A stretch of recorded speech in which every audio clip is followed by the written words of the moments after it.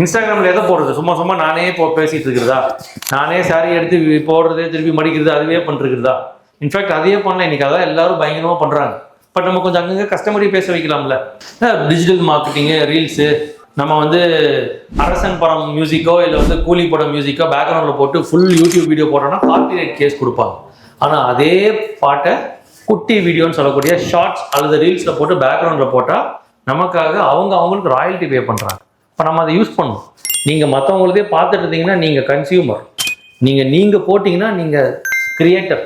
அப்போது டிஜிட்டலில் நம்ம எல்லா கடைகளும் என்ன பண்ணோம், நீங்கள் உங்கள்கிட்ட பேசினா தெரியும் இதெல்லாம் விற்கிறீங்களா, எத்தனை பேர் வியந்து பார்த்துருக்காங்க. கண்டிப்பாக நிறைய கைகள் மேலே போகும். எங்கிட்ட பேசும்போது இது இருக்கா உங்கள்கிட்ட, இது இருக்கான்னு கேட்குறாங்க. சார் நீங்கள் என்ன ப்ராடக்ட் விற்கிறீங்களோ அந்த ப்ராடக்ட்டை இன்ஸ்டாகிராமில் போய் தேடுங்க. கூகுளில் தேடுறது பழசுங்க, கூகுள்லையும் தேடுங்க, இல்லை இன்ஸ்டாகிராமில் போய் தேடுங்க. நீங்களே வரீங்களான்னு பாருங்க. ஃபர்ஸ்ட் கூகுள் மேப்ல போய் தேடுங்க, நீங்க வரீங்களான்னு பாருங்க. இதான் பிரச்சனை. உங்க கம்பெனி பக்கத்துல இருந்தா வருவீங்க, இங்க இருந்து தேடுங்க. இப்போ நாமக்கல்னா அப்ப இங்க உட்காந்து நாமக்கல் கேக்குன்னு அடிக்கணும் கூகுள்ல. அப்போ நம்ம மேல வரலன்னா அந்த கீவேர்டு நம்ம இதுல இல்லை. அதெல்லாம் இலவசமா வைக்கக்கூடிய விஷயங்கள் தான், அதை வைக்கல. அப்ப நினைச்சு பாருங்க, ஒரு 20 ரீல்ஸ் 30 ரீல்ஸ் இருந்துச்சுன்னா இன்னைக்கு அடிச்சா வந்துடும்.